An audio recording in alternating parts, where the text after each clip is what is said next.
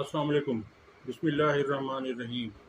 Rabbi इश्रह ली सदरी व यस्सिर ली अमरी वहलुल उक़दतम मिन लिसानी यफ़क़हू क़ौली।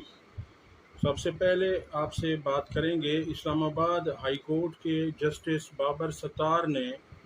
ऑडियो लीक्स केस में तहरीरी फ़ैसला जारी कर दिया है। ये केस साबिक चीफ जस्टिस साकिब निसार के बेटे नजमुस साकिब और बुशरा बीबी की ऑडियो लीक्स के खिलाफ दरखास्तों पर सुनाया गया। इस्लामाबाद हाई कोर्ट के जस्टिस बाबर सत्तार ने तहरीरी हुक्मनामा जारी करते हुए लिखा कि बादिउन नज़र में किसी भी हुकूमती इदारे या कानून नाफिज करने वाली एजेंसियों को शहरियों की सर्वेलेंस यानी निगरानी की इजाज़त नहीं है। अदालती हुक्मनामे के मुताबिक शहरियों की निगरानी करने वाले सरकारी एहलकार और मुआवनत करने वाली टेलीकॉम कंपनीज़, यानी ये जो जैज़ है और टेलीनॉर है, यू है, इसी तरह से जोंग है, इन कंपनियों की बात हो रही है कि मुआवनत करने वाली टेलीकॉम कंपनीज़ जुर्म का इर्तिकाब कर रहे हैं। हुक्मनामे में कहा गया है कि शहरियों की बग़ैर इजाज़त सर्वेलेंस उनके बुनियादी इंसानी हुकूक की खिलाफ वर्जी है। केस की आइंदा समाअत तक कोई भी सरकारी एजेंसी किसी भी शहरी की सर्वेलेंस नहीं करेगी। अदालती हुक्मनामे में कहा गया है कि पीटीए और कोई भी टेलीकॉम कंपनी सर्वेलेंस में मुआवनत के लिए अपने आलात मुहैया नहीं करेगी। अगली खबर आपके सामने रखते हैं कि न्यूयॉर्क से, और वहाँ पर डोनाल्ड ट्रंप को कसूरवार ठहरा दिया गया है। यानी वहाँ की ज्यूरी ने, जो कि 12 मेंबरान पर मुश्तमिल थी, ज्यूरी इस बात पर पहुँच चुकी है, इस नतीजे पर पहुँची है कि डोनाल्ड ट्रंप जुर्म के मुर्तकिब हुए हैं। अब 11 जुलाई को जज साहब उन्हें सज़ा सुनाएंगे कि वो कितनी सज़ा दी जाती है, क्योंकि वहाँ पर हमारे पाकिस्तान की तरह सिस्टम नहीं है। वहाँ पहले ज्यूरी में किसी भी मैटर को रखा जाता है, ज्यूरी उसका फैसला करती है और वो इस नतीजे पर पहुँचती है, वो कन्विक्ट होती है, वो ज़हनी तौर पर वो इस नतीजे पे पहुँच जाती है कि ये शख्स कसूरवार है या गिल्टी है। तो फिर उस मामले को जज के सामने रखा जाता है और जज साहब उस पर सज़ा देते हैं कि 1 साल है, 2 साल है या 4 साल है, जो भी वो देनी है, या जुर्माना भी किया जा सकता है। दूसरी तरफ अब इसमें बात यह है कि ये ऐसा जुर्म है कि इसमें डोनाल्ड ट्रंप नाअहल नहीं होंगे, वो अपना सदारती इलेक्शन भी लड़ सकेंगे और लगता यही है कि उन्हें विक्टिम कार्ड भी मिल जाएगा। अगर उन्हें सज़ा सुनाई जाती है तो उन्हें मज़ीद ज़्यादा वोट पड़ेगा, क्योंकि वहाँ की आवाम ये समझ रही है कि डोनाल्ड ट्रंप के साथ भी ज़्यादती हो रही है, जैसे पाकिस्तान में इमरान खान के साथ ज़्यादती हो रही है और उन्हें सज़ाएं दी जा रही हैं। तो अब देखते हैं कि 11 जुलाई को कितनी सज़ा डोनाल्ड ट्रंप को सुनाई जाती है। अगली और अहम खबर आपके सामने रखते हैं कि सुप्रीम कोर्ट ने 13 रुकनी फुल बेंच कायम कर दिया है। इसे फुल बेंच तो वैसे उस बेंच को कहा जाता है जो तमाम जजेस पर मुश्तमिल हो, जितने भी सुप्रीम कोर्ट में हैं। तो इस वक्त सुप्रीम कोर्ट में जजेस की तादाद 14 है, जिसमें जस्टिस मुसर्रत हिलाली साहिबा आर्ज़ाए कल्ब की वजह से वो इस बेंच में शामिल उन्हें नहीं किया गया, क्योंकि उन्हें पिछले दिनों दिल की तकलीफ़ हुई थी। उनके अलावा 13 रुकनी बेंच है ये, जिसकी सरबराही जस्टिस काजी फ़ायज़ ईसा साहब कर रहे हैं, जो कि चीफ जस्टिस भी हैं। और उनके अलावा इस बेंच में शामिल हैं Mansoor Ali Shah, justice Mansoor Ali Shah, justice Munib Akhtar, justice Yahya Afridi, justice Mandokhel, justice Shahid Waheed, justice Muhammad Ali Mazhar, justice Hasan Azhar Rizvi, justice Athar Minallah, justice Ayesha A Malik, justice Naeem Akhtar Afghan और जस्टिस इरफान सादात। अब इसमें मैं आपको बताऊं कि अगर ये लार्जर बेंच तश्कील दिया जाता تو لارجر بینچ میں قاضی فائز عیسیٰ اور جسٹس محمد علی مظہر شامل نہیں ہو سکتے تھے، اور اسی لارجر بینچ کی تجویز جسٹس منیب اختر نے پیش کی تھی، مگر ان کی تجویز نہیں مانی گئی۔ آپ کے علم میں ہوگا کہ 3 رکنی جو ججز ہیں، وہ 3 ججز جو سینئر موسٹ ہیں، وہ بیٹھ کر فیصلہ کرتے ہیں کہ اس بینچ میں کس کس کو شامل کیا جائے گا، اور بینچ لارجر بنایا جائے گا یا فل کورٹ بنایا جائے گا۔ تو اس سلسلے میں جب مشاورت ہوئی تو جسٹس منیب اختر نے کہا کہ لارجر بینچ بنایا جائے، مگر قاضی صاحب اور جسٹس منصور علی شاہ اس بات پر متفق نہیں ہوئے، اور انہوں نے کہا کہ فل کورٹ بنایا جائے۔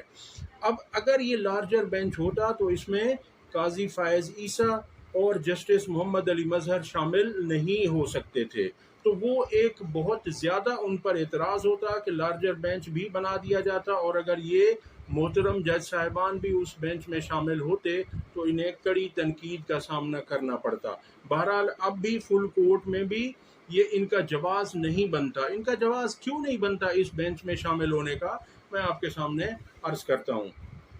دیکھیے، ہوا یہ تھا کہ جب پی ٹی آئی کی مخصوص نشستوں کا کیس پشاور ہائی کورٹ سے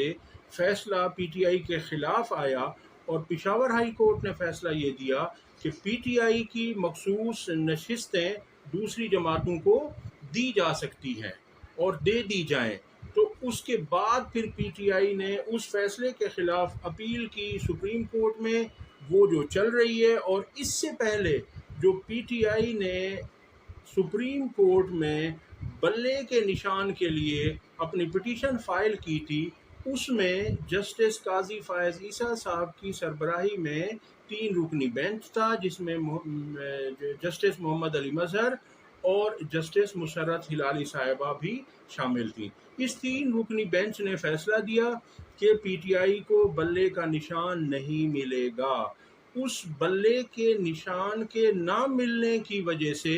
یہ تمام چیزیں پیدا ہوئی ہیں، ان تمام چیزوں نے جنم لیا، اور یہ تمام جو خامیاں ہیں، جو یہ تمام سسٹم کے اندر ابھی آئیں، اسی کی وجہ سے تحریک انصاف کی مخصوص نشستیں بھی نہ رہیں، اور اسی لیے اس بلے کے نشان کے نہ ہونے کی وجہ سے یہ پی ٹی آئی کی مخصوص نشستیں دوسری جماعتوں کے حصے میں آ گئیں۔ اب یہ قانونی طور پر بھی، اصولی طور پر بھی، اخلاقی طور پر بھی اس کا کوئی جواز نہیں ہے کہ وہ جیتی تو پی ٹی آئی نے ہوں، لیکن آپ ان ہارے ہوئے لوگوں کو دے دیں۔ بہرحال یہ اس سے، یعنی بون آف کنٹینشن وہی وجہ تھی کہ جس میں سپریم کورٹ نے تحریک انصاف سے بلے کا نشان چھینا، اس کے بعد یہ لٹیگیشن چل رہی ہے، اور اب اس میں یہ 13 رکنی بینچ اس کی سماعت کرے گا۔ اب دیکھتے ہیں کہ فیصلہ کیا ہوتا ہے۔ دوسری بات میں آپ کے سامنے رکھوں کہ اب اس میں قاضی صاحب کو کیوں نہیں بیٹھنا چاہیے تھا۔ ایک تو یہ ہے کہ وہ پہلے اس بینچ کا حصہ تھے، وہ اپنا مائنڈ ڈسکلوز کر چکے تھے، وہ فیصلے سے پہلے ہی پتہ چل چکا ہے، اس کیس کے فیصلے سے پہلے، کہ ان کے ذہن میں کیا چل رہا ہے اور کیوں چل رہا ہے۔ اب میں آپ کو بتاؤں کہ قاضی صاحب کے ذہن میں کیا چل رہا ہے اور کیوں چل رہا ہے۔ کیا تو یہ چل رہا ہے کہ ان کے ذہن میں کہ تحریک انصاف کو سیٹیں، مخصوص نشستیں نہیں ملیں گی، کیونکہ وہ پہلے فیصلہ دے چکے ہیں۔ اور دوسری بات یہ کیوں چل رہا ہے، تو اس کا جواب یہ ہے کہ گزشتہ دنوں وفاقی وزیر قانون اعظم نذیر تارڑ نے سپریم جوڈیشل کونسل میں گفتگو کرتے ہوئے کہا تھا کہ حکومت چاہتی ہے کہ ججز کو 3 سال کی مدت ملازمت میں توسیع دے دی جائے۔ اب اگر یہ بات ہو جاتی ہے، توسیع کا معاملہ آگے بڑھتا ہے، تو پہلی بات یہ ہے کہ آئین میں ترمیم کرنی پڑے گی، اور حکومت کے پاس 2/3 اکثریت اسے چاہیے آئینی ترمیم کے لیے۔ اب اگر یہ مخصوص نشستیں تحریک انصاف کو مل جاتی ہیں تو پھر تو حکومت کے پاس 2/3 اکثریت نہیں رہے گی، اور جب 2/3 اکثریت نہیں رہے گی تو قاضی صاحب کی ایکسٹینشن وہ بڑھ جائے گی، काजी साहब को एक्सटेंशन नहीं मिलेगी। जो हुकूमत का ख्याल है, जो इनकी सोच है, जो इनकी नीयत है कि काजी साहब रहेंगे तो फिर हम जैसे चाहेंगे फैसले करवाते रहेंगे। अब अगर इनके पास 2/3 अक्सरियत नहीं आती तो काजी साहब को एक्सटेंशन नहीं मिलती, और काजी साहब को एक्सटेंशन नहीं मिलती तो इनके बाद जो हैं वो हुकूमत के उस तरह से जो उनकी सोच है, जो नीयत है, वो नहीं हो पाएगी।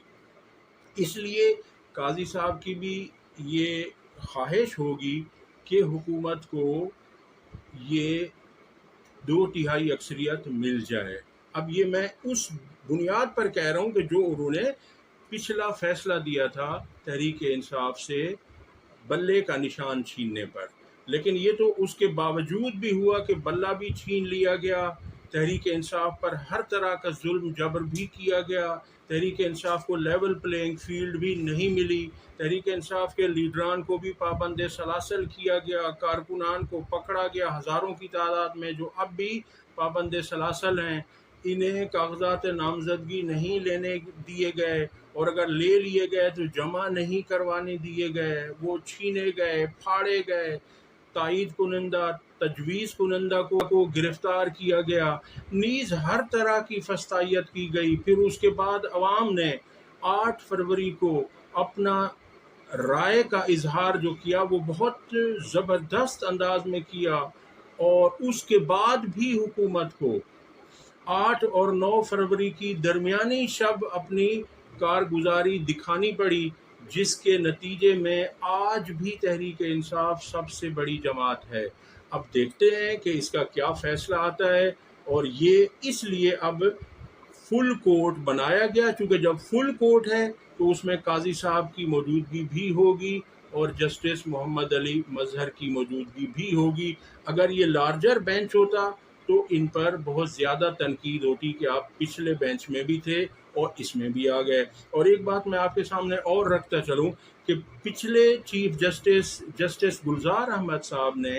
ये फैसला दिया था कि तहरीक इंसाफ के किसी भी केस में काजी साहब उस बेंच का हिस्सा नहीं बनेंगे। ये उनका फैसला भी आज भी सुप्रीम कोर्ट में मौजूद है, लेकिन इसके बावजूद काजी साहब को तहरीक इंसाफ से इतनी मोहब्बत और उन्स है कि वो हर तहरीक इंसाफ के केस में वो खुद मौजूद होते हैं। अब देखते हैं कि इसका फैसला क्या आता है। तब तक के लिए हमें इजाज़त दीजिए। अल्लाह हाफ़िज़।